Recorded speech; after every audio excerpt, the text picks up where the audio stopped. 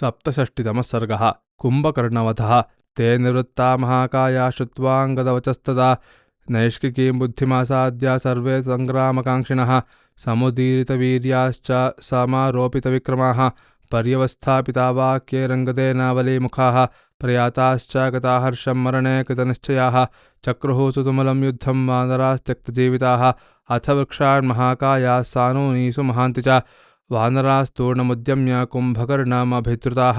स कुम्भकर्णः संक्रुद्धो गदामुद्यम्य वीर्यवान् अर्दयन्तु महाकायः समन्ताद्व्याक्षिपद्रिपून् शतानि सप्तचाष्टौ च सहस्राणि च वानराः प्रकीर्णाः शेरते भूमौ कुम्भकर्णेन पोतिथाः षोडचाष्टौ च दश च विंशति त्रिंशत् तथैव च परिक्षिप्य च बाहुभ्यां खादन्व्यपरिधावति भक्षयन् वृषसंक्रुद्धो गरुडः पन्नगानिव कृच्छ्रेण च समाश्वस्ताः सङ्गम्य च ततस्ततः वृक्षाद्रिहस्ता हरयः तस्तुः सङ्ग्राममूर्धनि ततः पर्वतमुत्पाट्य द्विविधः प्लवगर्षवः तुद्रावागिरिशृङ्गाभं विलम्ब इव तोयतः तं समुत्पत्य चक्षेप कुम्भकर्णस्य वानरः तमप्राप्तो महाकायं तस्य सैन्ये पतत्तदा ममर्दाश्वान् गजांश्चापि रतांश्चैव नगोत्तमः तानि चान्यानि रक्षांसि पुनश्चान्यद्गिरेशिरः तच्चैल शृङ्गाभिहतं हताश्वं हतसारथि रक्षसां रुधिरक्लिनं बभुवा योधनं महत् राथिनो वानरेन्द्राणां शरैः कालान्तकोपमैः शिरांसि नदतां जह्रुः सहसा भीमनिस्वनाः वानराश्च महात्मानः समुत्पाट्य महाद्रुमान् रथानश्वान् गजानुष्ठान् राक्षसानभ्यसूदयन् हनुमान् शैलशृङ्गानि वृक्षांश्च विविधान् बहून् ववर्ष कुम्भकर्णस्य शिरस्यम्बरमास्थितः तानि पर्वतशृङ्गानि शूलेन च बिभेदः भुजङ्गवृक्षपर्शञ्च कुम्भकर्णो महाबलः ततो हरीणां तदनीकमुग्रं दुद्रावशूलं निशितं प्रगृह्य तस्थौ ततोऽस्यापततः पुरस्तान् महीधराग्रं हनुमान् प्रगृह्य स कुम्भकर्णं कुपितो जघाना वेगेन शैलोत्तमभीमकायं स चक्षुभेतेन तथा विभूतो मेधार्द्रगात्रो रुधिरावसिक्तः सशूलमाविध्य तडित्प्रकाशं गिरिं यथा प्रज्वल ताग्रशृङ्गं बाह्वन्तरे मारुतिमाजघाना गुहोचलं क्रौञ्चमिवोग्रशक्या सशूलनिर्भिन्नमहाभुषान्तरः प्रविह्वलः शोणितमुद्वमन्मुखात् ननादभीमं हनुमान् महाहवे युगान्तमेघस्तनीतस्वनोपमं ततो विनेदुः सहसा प्रहट्टा रक्षोगणास्तं व्यथितं समीक्ष्य प्लवङ्गमास्थो व्यथिता भयार्ताः प्रदुद्रुभुः संयति कुम्भकर्णात् ततस्तु नीलो बलवान् पर्यवस्थापयन् बलं प्रविचिक्षेपशैलाग्रं कुम्भकर्णाय धीमते तमापतन्तं सम्प्रेक्ष्य मुष्टिनाभिजगानः मुष्टिप्रहाराभिहतं तच्छैलाग्रं व्यशीर्यत सौस्फुल्लिङ्गं सज्ज्वालं निपपातमहीतले ऋषभः शरभो नीलो गवाक्षो गन्धमादनः पञ्चवानरशार्दूलाः कुम्भकर्णमुपाद्रवन् शलैर्वृक्षैस्थलैः पादैर्मुष्टिभिश्च महाबलाः कुम्भकर्णं महाकायं सर्षतोऽभिप्रदुद्रुवोः स्पर्शानिमम प्रहारांस्तान् वेदयानो न विव्यथे वृषभन्तु महावेगं बाहुभ्यां परिषस्वजे कुम्भकर्णभुजाभ्यां तु पीडितो वानरषभः निमपादर्षभो भीमः प्रामुखाद्वान्तशोणितः मुष्टिना शरभं हत्वा जानुना नीलमाहवे आजघान गवाक्षन्तु तले नेन्द्ररिपुस्तदा पादेनाभ्यहनत्क्रुद्धस्तरसा गन्धमादनं दत्तप्रहाराव्यथिता मुहुः शोणितोक्षिताः निपेतुस्ते तु मेदिन्यां निकुत्ता इव किंशुकाः तेषु वानरमुख्येषु पतितेषु महात्मसो वानराणां सहस्राणि कुम्भकर्णं पदुद्रुवोः तं शैलमिव शैलाभाः सर्वे ते प्लवगर्षभाः समारुह्य समुत्पत्य ददंशुश्च महाबलाः तं नखैर्दशनैश्चापि मुष्टिभिर्जानुभिस्तथा कुम्भकर्णं महाकायं ते जग्मुः प्लवगर्षभाः स वानरसहस्रैस्त्रैराचितः पर्वतोपमः राजा राक्षसव्याघ्रो गिरिरात्मरुहैरिव बाहुभ्यां वानरान् सर्वान् प्रगृह्य सुमहाबलः भक्षयामास संक्रुद्धो गरुडः पन्नगानिव प्रक्षिप्ताः कुम्भकर्णेन वक्त्रे पातालसन्निभे नासापुटाभ्यां निर्जग्मुः कर्णाभ्यां चैव वानराः भक्षयन् भृशसंक्रुद्धो हरीन् पर्वतसन्निभः बाभञ्ज वानरान् सर्वान् संक्रुद्धो राक्षसोत्तमः मांस शोणितसङ्क्लेदां भूमिं कुर्वन् स राक्षसः चचार हरिसैन्येषु कालाग्निरिव मूर्छितः वज्रहस्तो यथाशक्रः पाशहस्त इवान्तकः शूलहस्तो बभौ संख्ये कुम्भकर्णो महाबलः यथा शुष्कान्यरण्यानि ग्रीष्मे दहति पावकः तथा वानरसैन्यानि कुम्भकर्णो विनिर्दहत् ततस्ते वध्यमानास्तु हतयूथा विनायकाः वानरा भयसंविघ्ना विनेदुर्विस्वरं भृशम् अनेकशो वध्यमानाः कुम्भकर्णेन वानराः राघवं शरणं जग्मुः व्यथिताः खिन्नचेतसः प्रबध्नान् वानरान् दृष्ट्वा वज्रहस्तसुतात्मजः अभ्यधावत वेगेन कुम्भकर्णं महाहवे शैलशृङ्गं महद्गृह्य विनदंश्च मुहुर्मुहुः त्रासयन् राक्षसान् सर्वान् कुम्भकर्णपदानुगान् चिक्षेप शैलशिखरं कुम्भकर्णस्य मूर्धनि स तेनाभिहतोऽत्यर्थं गिरिशृङ्गेण मूर्धनि कुम्भकर्णः प्रज्ज्वालाकोपेन महता तदा सोऽभ्यधावत वेगेन वालिपुत्रममर्षणः कुम्भकर्णो महानादस्त्रासयन् सर्ववानरान् शूलं ससज्जवैरोषादङ्गदेशमहाबलः तमापदत्तं बुद्ध्वा तो युद्धमार्गविशारदः लाघवान् मोचयामास बलवान् वानरषभः उत्पत्य चैनं सहसा तलेनोरस्य ताडयत स तेनाभिहतः कोपात् प्रमुमोहाचलोपमः स लब्धसंज्ञो बलवान् मुष्टिमावर्त्य राक्षसः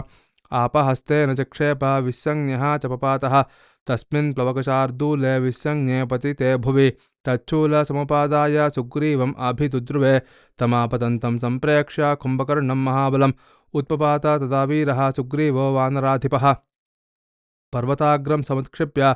समाविध्य महाकपिः अभिदुद्राववेगेन कुम्भकर्णं महाबलं तमापतन्तं सम्प्रेक्ष्य कुम्भकर्णः प्लवङ्गमं तस्थो विकृतसर्वाङ्गो वानरेन्द्रसमुन्मुखः कपिशोणितदिग्धाङ्गं भक्षयन्तं प्लवङ्गमान् कुम्भकर्णं स्थितं दृष्ट्वा सुग्रीवो वाक्यमब्रवीत् पातिताश्च त्वया वीराः कृतं कर्म सुदुष्करं भक्षितानि च सैन्यानि प्राप्तन्ते परमयशः त्यज तद्वानरानीकं प्राकृतैः किं करिष्यसि सहस्वैकनिपातं मे पर्वतस्यास्य राक्षस तद्वाक्यं हरिराजस्य सत्त्वधैर्यसमन्वितं श्रुत्वा राक्षसशार्दूलः कुम्भकर्णो ब्रवीद्वचः प्रजापतेस्तु पौत्रस्त्वं तथैवर्क्षरजस्सुतः शत्रुपौरुषसम्पन्नः तस्मात् कर्जसि वानरा स कुम्भकर्णस्य वचो निशम्य व्याविध्यशैलं सहसा मुमोच तेनाजघानोरच कुम्भकर्णं शैलेन वज्राशनिसन्निभेन तच्छैलशृङ्गं सहसा विकीर्णं भुजान्तरे तस्य तदा विशाले तदो विषेदुः सहसा प्लवङ्गा रक्षोकणाश्चापि मुदा विनेदुः स शैलशृङ्गाभिहतश्च कोपाननादकोपाच्च विवृत्य वक्त्रम् व्याविध्यशूलं च तडित्प्रकाशं चिक्षेप हर्यक्षपतेर्वधाय तत्कुम्भकर्णस्य भुजप्रविद्धं शूलं श्रितं काञ्चन दामजुष्टं क्षिप्रं समुत्पत्य निगृह्य दोर्भ्यां भुवञ्च वेगेन सुतो निलस्य कृतं भारसहस्रस्य शूलं कालाय सम्महत बभञ्ज जानुन्यारोप्य प्रहृष्टः प्लवगर्षभः शूलं भग्नं हनुमता दृष्ट्वा वानरवाहिनी हृट्टाननादभूषः सर्वतश्चापि दुद्रुवे बभूवाथ परित्रस्थो राक्षसो विमुखो भवत सिंहनादं च ते चक्रुः प्रहृष्टा वनगोचराः मारुतिं पूजयाञ्चक्रुः दृष्ट्वा शूलं तथा गतं स तत्तदा भग्नमवेक्षशूलं चुकोपरक्षोदपतिर्महात्मा उत्पाट्यलङ्कामलयात् स शृङ्गं जघानसुग्रीवमुपेत्य तेन स शैलशृङ्गाभिहतो विसंज्ञः पपात भूमौ युधिवानरेन्द्रः तं प्रेक्ष्य भूमौ पतितं विसंज्ञं नेदुः प्रहृष्टास्त्वथ यातुधानाः तमभ्युपेत्याद्भुतघोरवीर्यं स कुम्भकर्णो युधिवानरेन्द्रं जहारसुग्रीवमभिप्रगृह्य यथा निलो मेघमतिप्रचण्डः सतं महामेघनिकाशरूपमुत्पाट्य गच्छन् युधि कुम्भकर्णः रराजमेरुप्रतिमानरूपो मेरुर्यथाभ्युच्छ्रितघोरशृङ्गः ततस्तामुत्पाट्य चकामवीरः संस्तूयमानो युधि राक्षसेन्द्रैः शृण्वन्निनादं त्रिदशालयानां प्लवङ्गराजाग्रहविस्मितानां ततस्तमादाय तदा समेने हरीन्द्रमिन्द्रोपममिन्द्रवीर्यः अस्मिन् हृते सर्वमिदं हृतं स्यात् स राघवं सैन्यमितीन्द्रशत्रुः विद्रुतां माहिनीं दृष्ट्वा वानराणां ततस्तः कुम्भकर्णेन सुग्रीवं गृहीतं चापि वानरं हनूमांश्चिन्तयामास मन्दिमान् मारुतात्मतः एवं गृहीते सुग्रीवे किं कर्तव्यं मया भवेत् यद्वै न्याय्यं मया कर्तुं तत्करिष्यामि सर्वथा भूत्वा पर्वतसङ्काशो नाशयिष्यामि राक्षसम् मया हते संयति कुम्भकर्णे महाबले मुष्टिविकीर्णदेः विमोचते वानरपार्थिवे च भवन्तुरट्टाः प्लवगा समस्ताः अथवा स्वयमप्येष मोक्षं प्राप्स्यति पार्थिवः गृहीतोऽयं यदि भवेत् त्रिदशैः सासुरोर्गैः मन्येन तावदात्मानं बुध्यते वानराधिपः शैलप्रहाराभिहतः कुम्भकर्णेन संयुगे अयं मुहूर्तात् सुग्रीवो लब्धसंज्ञो महाहवे आत्मनो वानराणां च यत्पथ्यं तत्करिष्यति मया तु मोक्षितस्यास्य सुग्रीवस्य महात्मनः अप्रीतश्च भवेत् कष्टा कीर्तिनाशश्च शाश्वतः तस्मान् मुहूर्तं काङ्क्षिष्य विक्रमं पार्थिवस्य नः भिन्नं च वानराणीकं तावदाश्वासयाम्यहम् इत्येवं चिन्तयित्वा तु हनुमान् मारुतात्मजः भूयः संस्तम्भयामास वानराणां महाचमं स कुम्भकर्णोऽथ विवेशलङ्कां स्फुरन्तमादाय महाकपिन्तं विमानचर्या गृहगोपुरस्थैः पुष्पाग्र्यवर्षैरवकीर्यमाणः लाजगन्धोदवर्षैस्तु सिच्यमानः शनैः शनैः राजमार्गस्य शीतत्वात् संज्ञामाप महाबलः ततस्य संज्ञामुपलभ्य कृच्छ्रात् बलीयसस्तस्य भुजान्तरस्थः अवेक्षमाणः पुरराजमार्गं विचिन्तयामास मुहुर्महात्मा एवं गृहीतेन कथन्नु नाम शक्यं मया सम्प्रति कर्तुमद्य तथा करिष्यामि यथा हरीणां भविष्यतीष्टं हि हितं च कार्यम् ततः कराग्रैः सहसा समेत्य राजा हरीणामरेन्द्रशत्रुं खरैश्च कर्णौ दशनैश्च नासां ददंश्च पार्श्वेषु च कुम्भकर्णं च कुम्भकर्णो हृतकर्णनासो विदारितस्तेन विमर्दितश्च रोषाभिभूतः क्षतजार्दगात्रः सुग्रीवमाविध्य पिपेश भूमौ स भूतले भीमबलाभिपिष्टः सुरारिभिस्तैरभिहन्यमानः जगामखं वेगवदभ्युपेत्य पुनश्च रामेण समाजगाम कर्णनासाविहीनस्तु कुम्भकर्णो महाबलः रराजा शोणितैः सिक्तो गिरिः प्रस्रवणैरिव शोणिताद्रो महाकायो राक्षसो भीमविक्रमः युद्धायाभिमुखो भूयो मनश्चक्रे महाबलः अमर्षाच्चोणितोद्कारी शुशुभे रावणानुजः नीलाञ्जनचयप्रख्यः ससन्ध्य इवतो यतः गते तु तस्मिन् सुरराजशत्रुः क्रोधात् प्रदुद्राव रणाय भूयः अनायुधोऽस्मीति विचिन्त्य रुद्रो घोरं तदा मुद्गरमाससादा ततस्य पूर्याः सहसा महोजा निष्क्रम्य तद्वानरसैन्यमुग्रं तेनैव रूपेण बभञ्जरुट्टः प्रहारमुष्ट्या च पतनेन सद्यः भवक्षरक्षो युधि कुम्भकर्णः प्रजायुगान्ताग्निरिव प्रदीप्तः भुभुक्षितः शोणितमांसगृध्नुः प्रविश्य तद्वानरसैन्यमुग्रं चखादरक्षांसि हरीन् पिशाचान् रक्षांस मोहाद्युधि कुम्भकर्णः यथैव मृत्युर्हरते युगान्ते स भक्षयामास हरींश्च मुख्यान् एकं द्वौ त्रीन् बहून् क्रुद्धो वानरान् सह राक्षसैः समादायैकहस्तेन प्रतिक्षेप त्वरन्मुखे सम्प्रसस्रवंस्तदामेदः शोणितञ्च महाबलः वध्यमानो नागेन्द्राग्रैर्भक्षयामास वानरान् ते भक्षमाणा हरयो रामं जग्मुस्तदा गतिं कुम्भकर्णो विषङ्क्रुद्धं कपीन् खादन् प्रधावति शतानि सप्तचाष्टौ च विंशत्रिंशत् तथैव च सम्परिष्वज्य बाहुभ्यां खादन् विपरिधावति मोदो वसा शोणितदिग्धगात्रः कर्णावसक्तग्रथितान्त्रमालः ववर्षशूलानि सुतीक्ष्णदंष्ट्रः कालो युगान्ताग्निरिव प्रवृद्धः तस्मिन् काले सुमित्रायाः पुत्रः परबलार्दनः चकारलक्ष्मणक्रुद्धो युद्धं परपुरञ्जयः स कुम्भकर्णस्य शरान् शरीरे सप्तवीर्यवान् निचखानाददे बाणान् विससर्ज च लक्ष्मणः भिद्यमानस्तदा तैस्तु विषहेतत् स राक्षसः ततस्तु कोपबलवान् सुमित्रानन्दवर्धनः अथास्य कवचं शुभ्रं जाम्बवानदमयं शुभं प्रच्छादयामास शरैः सन्ध्याभ्रैरिव मारुतः नीलाञ्जनचयप्रख्यैः शरैः काञ्चनभूषणैः आच्छाद्यमानः शुशुभे मेघैः सूर्य इवांशुमान् ततः स राक्षसो भीमः सुमित्रानन्दवर्धनं सावज्ञमेवं प्रोवाच वाक्यं मेघोघनिस्वनम् अन्तकस्यापि क्रुद्धस्य भयादातारमाहवे युध्यता मामभीतेन ख्यापिता वीरता त्वया प्रगृहीता यथस्यैव मृत्योरिव महामृधे तिष्ठन्नप्यगतः पूज्यः किमु युद्धप्रदायकः ऐरावतगजारूढो वृतः सर्वामरेः प्रभुः नैव शक्रोऽपि समरे स्थितपूर्वः कदाचन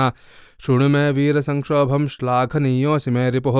अद्य त्वयाहं सौमित्रे बलेनापि पराक्रमैः तोषितो गन्तुमिच्छामि त्वामनुज्ञाप्य राघवं सत्त्वधैर्यबलोत्साहैस्तोषितोऽहं रणे त्वया राममेवैकमिच्छामि हन्तुं यस्मिन् हते हतं रामे मया चेन्निहते येऽन्ये स्थास्यन्ति संयुगे तानहं योधयिष्यामि स्वबलेन प्रमाथिना इत्युक्तवाक्यं तद्रक्षं प्रोवाच सुस्तु संहितं मृधे घोरतरं वाक्यं सौमित्रिः प्रहसन्निव यत्त्वं चक्रादिभिर्ते वैरसह्यः प्राप्य पौरुषं तत्सत्यं नान्यथा वीर दृष्टस्तेऽद्य पराक्रमः एष दाशरथी रामस्तिष्ठत्यद्रिरिवापरः मनोरथो रात्रिचर तत्समीपे भविष्यति इति श्रुत्वा ह्यनादृत्य लक्ष्मणं स निशाचरः अतिक्रम्य च सौमित्रिं कुम्भकर्णो महाबलः राममेवाभिदद्राव दारयन्निव मेदिनीम् आतजाशरथी रामो रौद्रमस्त्रं प्रयोजनं कुम्भकर्णस्य हृदये ससर्ज निशितान् शरान् तस्य रामेण विद्धस्य सहसाभिप्रधावतः अङ्गारमिश्रा क्रुद्धस्य मुखा निश्चेरुरर्चिषः रामास्त्रविद्धो घोरन् वै नदन् राक्षसपुङ्गवः अभ्यधावत संक्रुद्धो हरीन् विद्रावयन् रणे तस्योरसि निमग्नाश्च शराबर्हिणमाससः अस्ताच्चापि परिभ्रष्टा पपातोर्व्यां महागदा आयुर्धानि च सर्वाणि विप्रकीर्यन्त भूतले स निरायुधमात्मानं यदा मेने महाबलः मुष्टिभ्यां चरणाभ्यां च चकार कदनं महत् स बाणैरतिविद्धाङ्गः क्षतजेन समुक्षितः रुधिरं प्रतिशुस्रावः गिरिः प्रस्रवणं यथा स तीव्रेण च कोपेन रुधिरेण च मूर्छितः वानरान् राक्षसान् वृक्षान् खादन् विपरिधावति अत शृङ्गं समासाद्य भीमं भीमपराक्रमः चिक्षेप राममुद्दिश्य बलवानन्तकोपमः अप्राप्यमन्तरा रामः सप्तभिस्तैरजिह्मगैः शरैः काञ्चनचित्राङ्गैश्चिच्छेद पुरुषर्षभः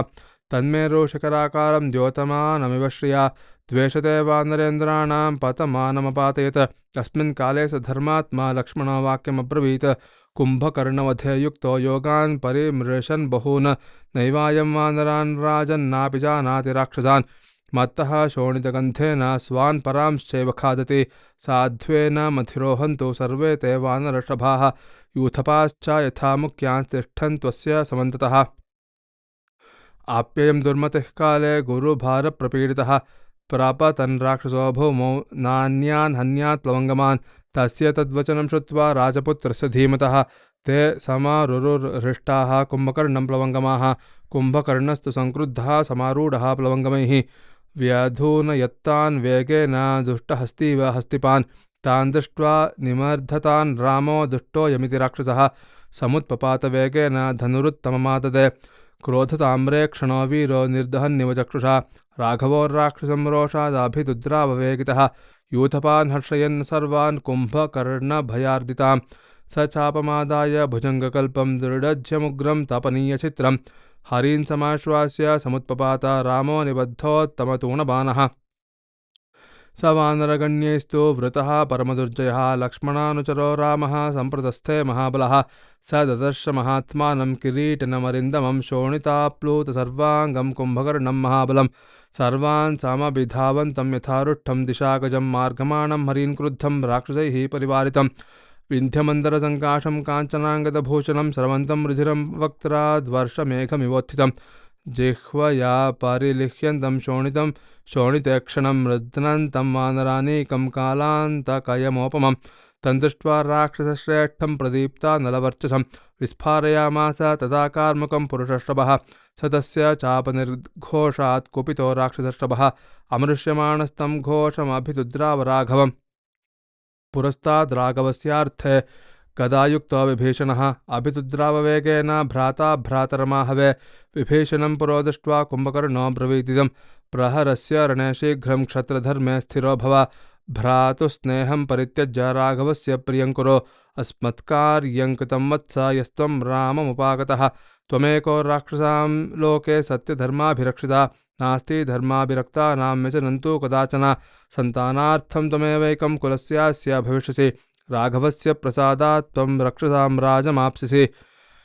प्रकृत्या मम दुर्धर्षा शीघ्रं मार्गातपक्रमः न स्थातव्यं पुरस्तान्मे सम्भ्रमान्नष्टचेतसः न वेद्मि संयुगे शक्तः स्वान्परान् वा निशाचर रक्षणीयोऽसि मे वत्स सत्यमेतद्ब्रवीमि ते एवमुक्तो वचस्तेन कुम्भकर्णेन धीमता विभीषणो महाबाहुः कुम्भकर्णमुवाचः गदितं मे कुलस्यास्य रक्षणार्थमरिन्दम न श्रुतं सर्वरक्षोभिस्ततोऽहं राममागतः एवमुक्त्वा श्रुपूर्णाक्षो गदापाणिर्विभीषणः एकान्तमाश्रितो भूत्वा चिन्तयामास संस्थितः ततस्तु वातोद्धतमेघकल्पं भुजाङ्गराजोत्तमभोगबाहुं तमापतन्तं धरणीधराभमुवाच रामो युधि कुम्भकर्णम् अगच्छ रक्षोधिपमाविषादामवस्थितोऽहं प्रगृहीतापि चापः अवेहि मां शाक्रसपत्नरामं मया मुहूर्ताद् भविता विचेताः रामोऽयमिति विज्ञाय जहास विकुतस्वनम् अभ्युधावत संक्रुद्धो हरीन् विद्रावयन् रणे पातयन्निव सर्वेषां हृदयानीव नौकसाम्प्रसह्य विकृतं भीमं समेघस्तनितोपमं कुम्भकर्णो महातेजा राघवं वाक्यमब्रवीत् नाहं विराधो विज्ञेयो न कबन्धः खरो न वाली न च मारीचः कुम्भकर्णो हमागतः पश्चिमे मुद्गरं घोरं सर्वकालाय सम्महत् अनेन निर्जिता देवा दानवाश्च पुरामया विकर्णनास इति मां नावज्ञातुं त्वमर्हसि स्वल्पापि हि न मे पीडा कर्णनासा विनाशनात् दर्शयेक्ष्वाकुशार्दूल वीर्यङ्गात्रेषु मे लघो ततस्त्वां भक्षयिष्यामि दृष्टपौरुषविक्रमं स कुम्भकर्णस्य वचो निशम्य रामः सुपुङ्खान् विससर्ज बाणान् तैराहतो वज्रसमप्रवेगैः न चक्षुभे न व्यथते सुरारिः यैः सायुकैः सालवरा निकृत्ता वाली हतो वानरपुङ्गवश्च ते कुम्भकर्णस्य तदा शरीरे वज्रोपमानव्यथयां बभूवुः सवारिधारा इव सायकांस्तान् पिबन् शरीरेण महेन्द्रशत्रुः जघानरामस्य शरप्रवेगं याविध्यतं मुत्करमुग्रवेगं ततस्तु रक्षः कृतजानुलिप्तं मित्रासनं देवमहाचमूनां विव्याधतुं मुत्करमुग्रवेगं मिद्रावयामास चमुं हरीणां वायव्यमादाय ततो वरास्तं रामः पचिक्षेप निशाचराय